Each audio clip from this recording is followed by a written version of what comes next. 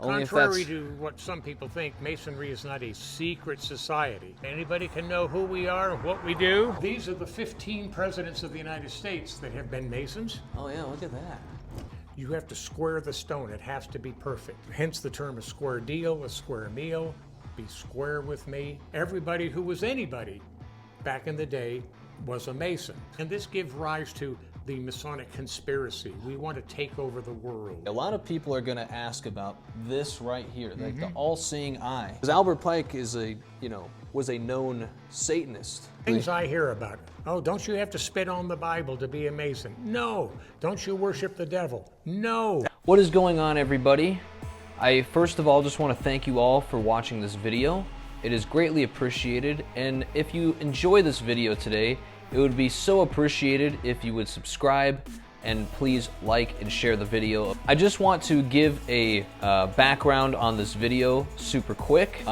We got so much incredible footage of Tombstone, Arizona, talking to Ken and Peter, who were our main interviewees for the video, particularly Ken, that it was too much for me to put into one video. And I thought that this topic of Freemasonry coming from Ken, who was our main interviewee, I thought that that deserved its own video. Hope you enjoy this series of videos on Tombstone, Arizona. Thank you very much.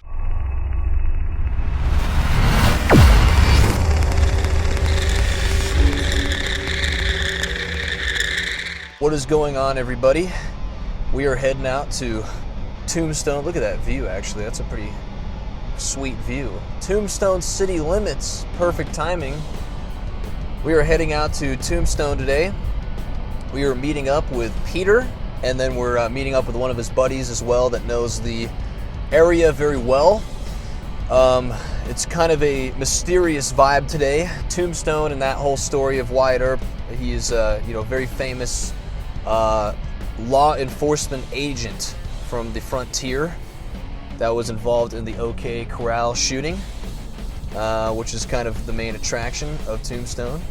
And yeah, so we're gonna see what life is all about here in Tombstone, because obviously if you come here as a tourist, you get one perception, but there's people that live here. It's kind of out here in the middle of nowhere, very far from any major city. So we're meeting up here at the Freemason Lodge in the middle of town.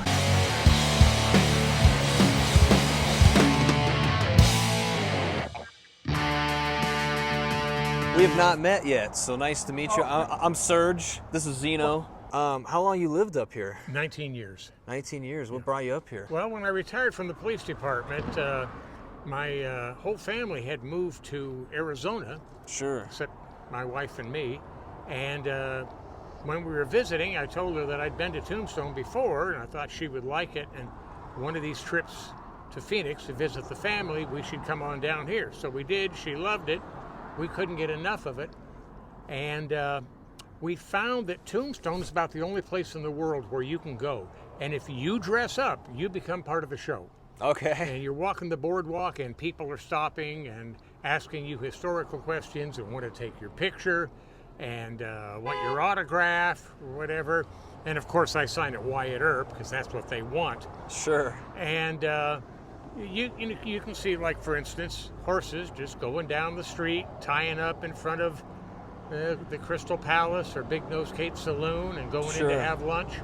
And so it's a place where you can step back in time and live the 1880s lifestyle. You must be Peter. How you doing?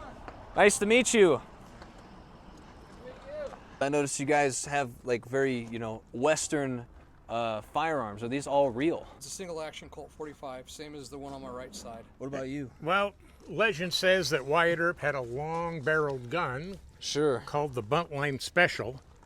And so that's what I carry when I portray Wyatt Earp. And this is legitimate? This is not a prop? No, this is a real gun. Okay. And I have several of these that I've used in the when I played Wyatt Earp in the OK Corral. Sure. And in the iconic movie Tombstone from 1993, Kurt Russell, portraying Wyatt Earp, used a Buntline Special, but with a 10-inch barrel, rather than 12-inch. Wow. It's just a matter of legend whether or not this gun actually existed. Yeah, okay. Wow, that's beautiful. Got ivory grips. I love it. Is it loaded? Yeah. Okay. A good shot is right down the street here. You can see the backside of the OK Corral. Yeah, look at that. The rear entrance, which is where the gunfight took place. Now, the City Hall, there's our original City Hall from 1882 that wasn't built till after the gunfight. This is Highway 80, and it was diverted years ago. But Highway 80 used to go right down Allen Street. Okay. And from what I'm aware, that at the time, Tombstone was the most populated town in Arizona, wasn't it? There's disagreement as to what the population was, but at one time it was probably at least 5,000. Okay, wow. And What is so- it now, do you know? A little less than 1,300. Wow, okay. Yeah. So when it came back to life, what brought it back? Tourism. Tourism? In okay. 1929, the city fathers decided that tourism was going to bring us back. There had been the book, The Saga of Billy the Kid, and then Tombstone and Iliad of the Southwest, Sure. both written by Walter Noble Burns. Sure. And that kind of rekindled the story of Tombstone. People began to know the name Wyatt Earp, and they did a reenactment of the gunfight at the OK Corral, just on the other side of the City Hall there. What's this building here? This is Shefflin Hall, Okay. and our first appointed mayor, William Harwood, and Ed Shefflin's brother, Al, owned 6 city lots here.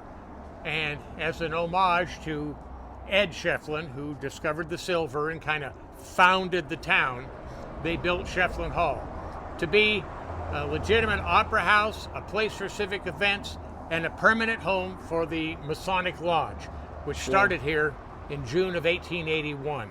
Okay. And now, 140 years later, it's still doing all 3. Wow. The Masons still meet upstairs where they've been meeting since 1881.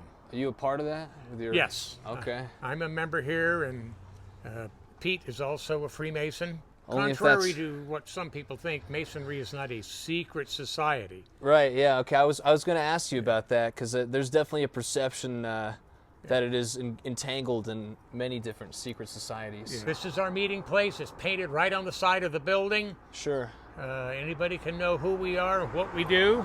Yeah, so what do you guys do?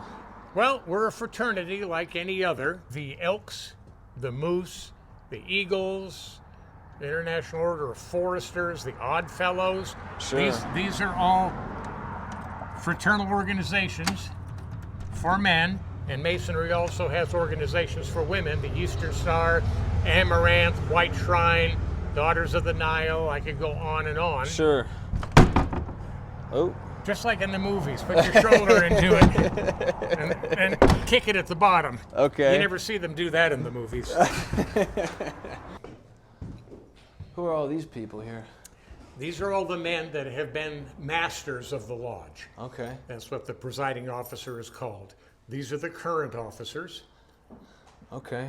And, And what does that mean to be a master of the lodge? well, like the president, Okay. different organizations, like the Elks call the head person the exalted ruler. Sure.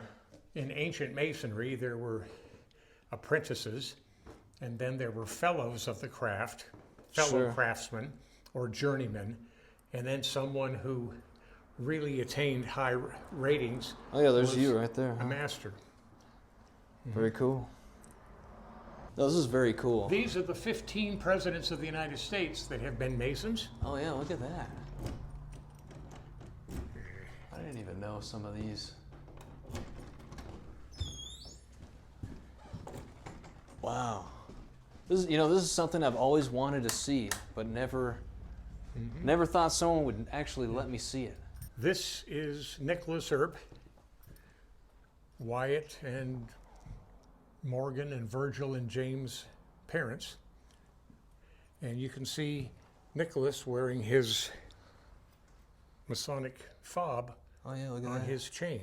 So what's the like the idea of wearing this? Does this get you in the door, or is this just something to show you're a It's part of just this? something to show, and Yeah. a lot of fraternal organizations have pins or rings Sure. that say that. This is Virgil Earp's petition to join the lodge, Oh, look at that. and he was recommended by Wells Spicer, the judge. So what's the significance when you join, like what do you guys do? Masonry is the world's oldest and largest fraternity for men, and it started with the actual stonemasons, and their profession required a high degree of ethics. And when you squared a stone for building, it had to be exactly square. Otherwise, you start piling them up and stopping one another, and it starts going like this. So they were known for their high degree of professionalism and integrity, and their schools, teaching the 7 liberal arts and sciences and architecture and geometry, etc. Sure. Men started putting their sons into these schools, not necessarily to become actual stone masons, but for the academic and ethical and social interactions.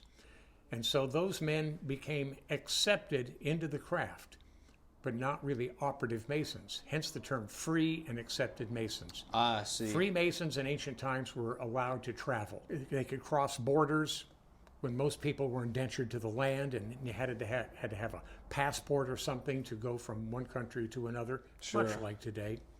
Masons were free to travel, hence the term Freemason or a journeyman. Okay. And these terms are used even today. So obviously there's a biblical connotation, right, with King Solomon being the title of the lodge. Right. The ancient Masons picked the greatest edifice at the time as an example, which was King Solomon's temple. Okay. And so there are many allegories and symbolism that's used. Sure. For instance, the square is significant because you have to square the stone. It has to be perfect. You're talking about this, like this being the square. Square Okay. right there. Sure. Like a carpenter square, a mason Sure. square. And hence the term a square deal, a square meal, be square with me. Ah, I see. And so okay. More of a metaphor almost. Right, exactly. And it became a symbol of ethics and truth and morality Wow. to make sure that stone was true, exactly 90 degrees on all sides. Okay. And so we use that as a symbol of morality and truth. And our 3 main issues are brotherly love, relief, and truth. If men treated each other as brothers, and if they were honest and truthful with each other, it'd be a much better society. Sure. And that's what Masons established as kind of the rock, the groundwork for their profession and their conduct through life. So what does it take to become a Freemason? All you have to do is ask. Oh, okay. You have And to then you go by your word at that point. Well, your background and reputation are investigated. Okay. And Masonry used to be a real big deal in the old days. You see, well, George Washington. Yeah, boom, right. Boom, I was boom, gonna boom. say. Everybody who was anybody back in the day was a Mason. What a lot of people don't realize is that when we declared our independence and then decided, well, we got a little bit ahead of ourselves here. What kind of country are we going to have? The Masons told the other founding fathers who were not that, Masonry has worked for hundreds of years. What if we have a country where all people meet on the level? A country without royalty, a country without nobility, where everybody's the same. Sure. Well, that was radical at the time. Sure. And so the level that's used to try horizontals in building represents the equality of man under the law and in the eyes of God. And so these Masonic principles, as you will learn when you read these, were some of the founding building blocks of our country. Okay. Because it was just a radical idea at the time. Now we just accept it.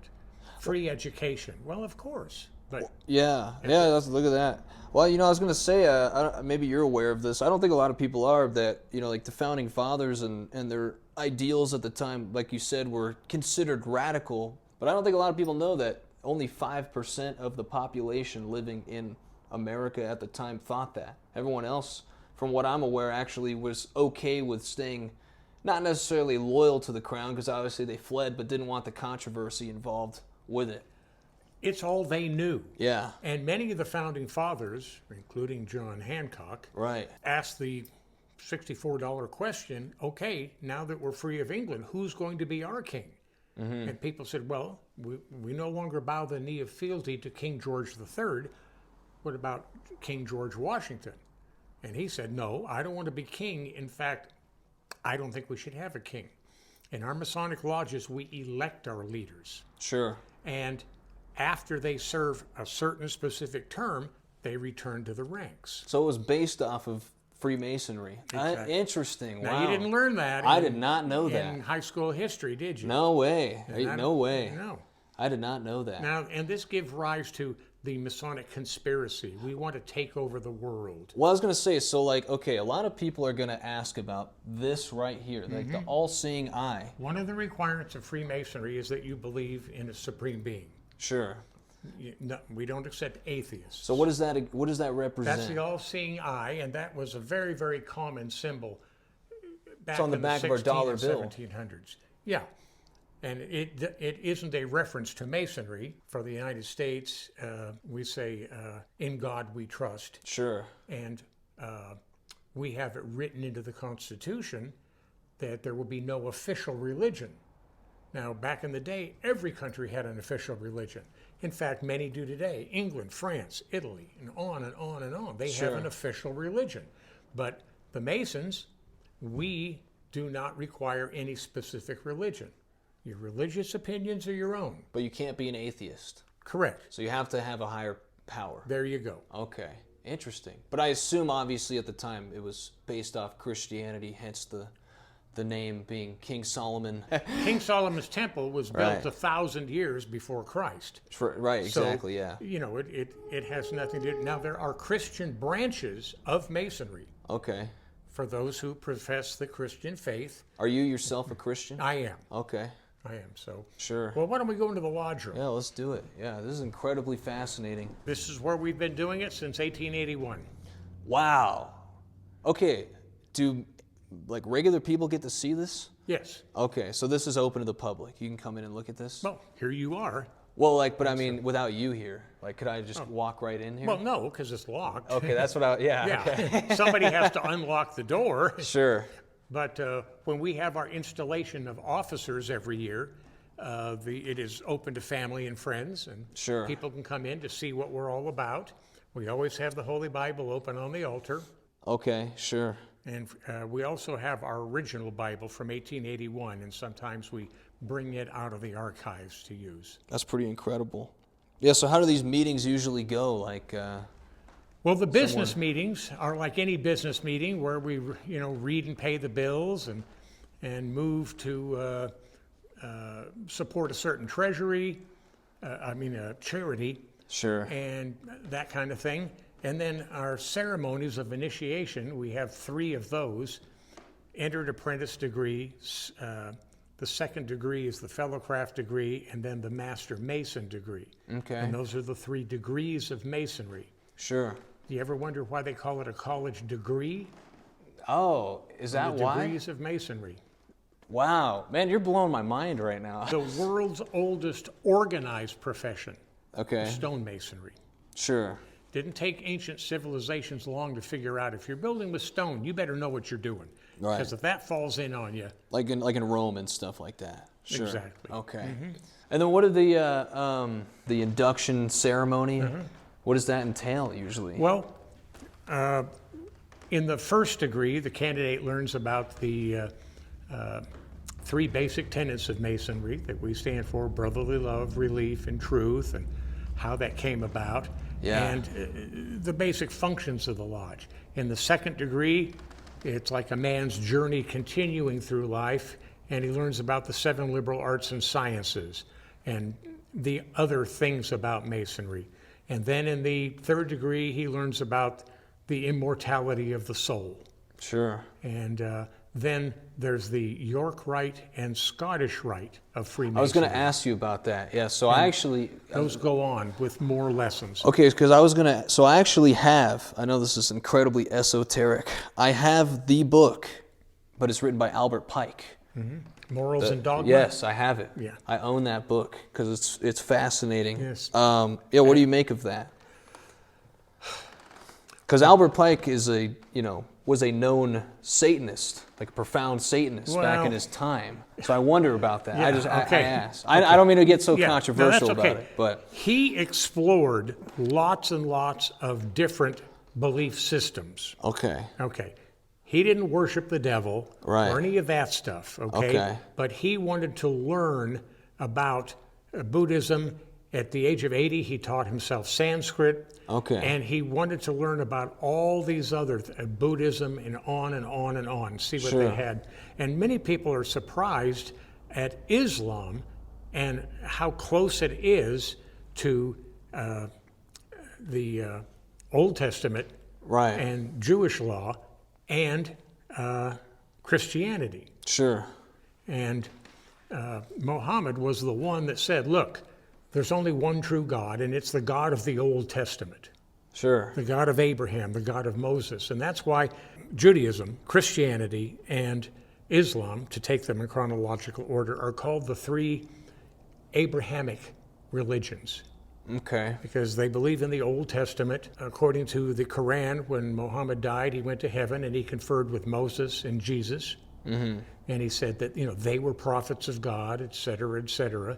And those are the teachings. And a lot of people are surprised at that. Yeah, so you've read the Quran and all of that, or studied it a bit. I have, learned about these different religions. Okay. My dad was very much into comparative religions. Right. And so you see about the similarities. Yeah. And that's why Masonry wants to unite men of every country, sect, and opinion, and not drive wedges between them and focus on all the differences. That makes so much sense. And I have heard Baptists, because there's a lot of divisions within of course, that. Yeah. And they're arguing with each other. Well, you don't believe in Satan. Yes, we do, but you believe in Satan. No, we don't. And they're back and forth trying to find something to divide them.